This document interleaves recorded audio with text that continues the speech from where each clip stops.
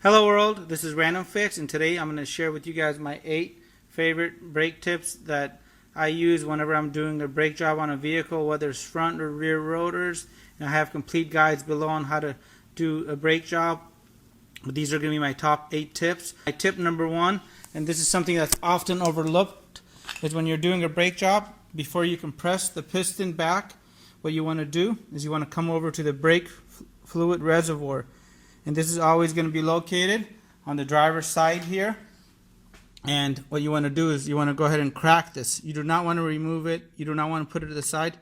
You just want to crack that open like that. If you don't crack the reservoir here, what will happen is when you're compressing the piston, you're going to go ahead and exert a lot of pressure on these seals, and you can actually start doing a little damage. So always make sure that this seal here is just cracked, not off.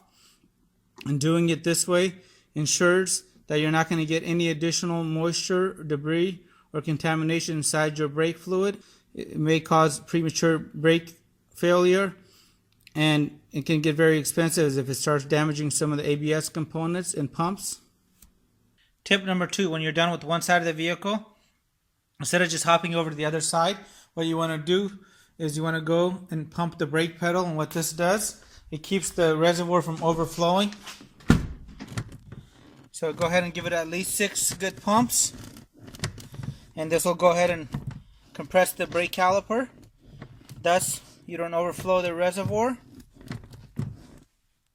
Since your brake fluid reservoir is not going to overflow, there's less chance that it's going to make a mess or damage any paint around the brake fluid reservoir area, as well as having to clean that up. This will help you in the long run as far as safety too, because it just puts you in that practice of always pumping the brakes once you get done with a particular side. Tip number 3, instead of spraying my brake rotor on a flat box like this and just wasting tons of brake parts cleaner, what I like to do is actually hang my brake rotor. And when I hang my brake rotor, I'll actually spray it on the spot. I'll do the back side first, and from the top down I'll go left from top to bottom, and then right from top to bottom, and I'll spray this area back here a couple of times, swish it around, and do the same exact thing on the front side. And then if you have a towel nearby, you want to go ahead and clean this area up. Tip number 4, whenever you're redoing your brakes, you always want to make sure, whether it's a pad slap or you're doing complete rotors and pads, you always want to grease up these guide pins right here. And they make special lubricant just for that. So the one on the left here is a little bit cheaper, and this is the one I use about 80% of the times. And they also make some silicone products, and you could use silicone paste too. This is something that I often use on Mercedes-Benz's. Make sure you don't just grease up the guide pins. You also want to grease up any place that's going to go and make contact. So these particular brake pads are going to have to go back and forth. So what I would like to do is put a little bit of that same grease in this area right here, just so it doesn't seize up on me and cause uneven wear.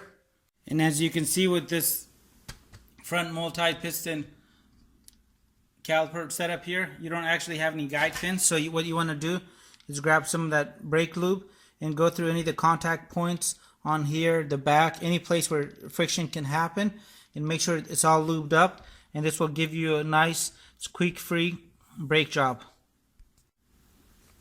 Tip number 5, use the right tools. So a lot of people use this stuff right here.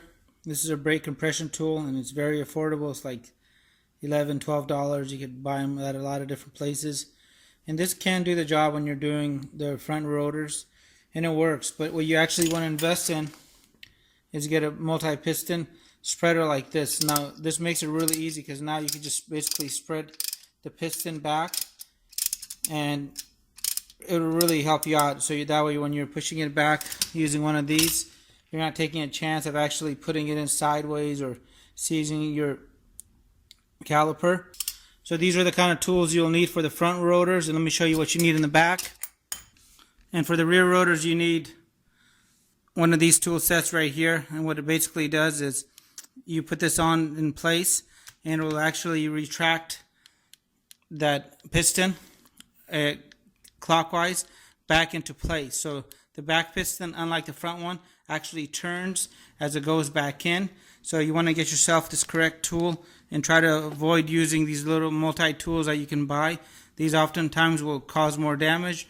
And do not use a pair of pliers where they have long needle nose and you go in there. You can damage up the caliper pretty badly, and I've seen it happen a lot of times. And as far as the right tools, try to avoid using bungee cords to hold up your caliper in place.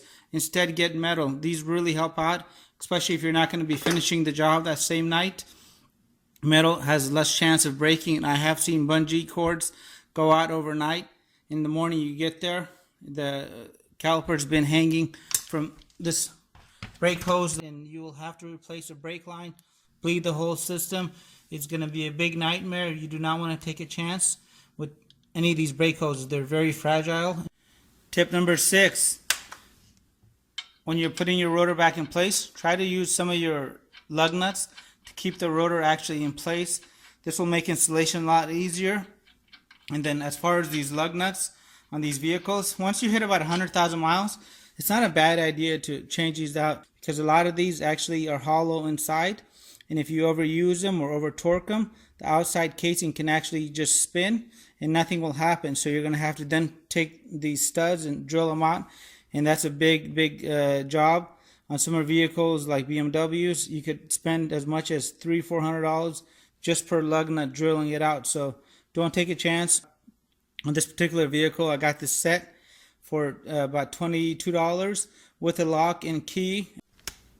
Right when you think you're done with your brake job, what you want to do is you want to go through and make sure everything's cleaned up before you put your wheels on, and spray any area that you might have contaminated.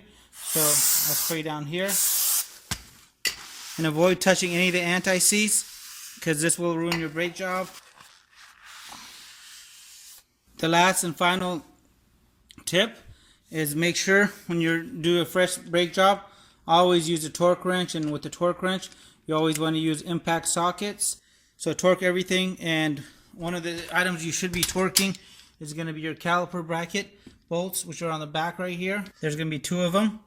One's going to be here, one's right underneath it towards the bottom part of the hub. And with the caliper brackets, whenever possible, try to use some Loctite.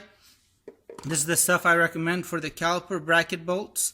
You want to use this blue stuff here. It's the medium grade.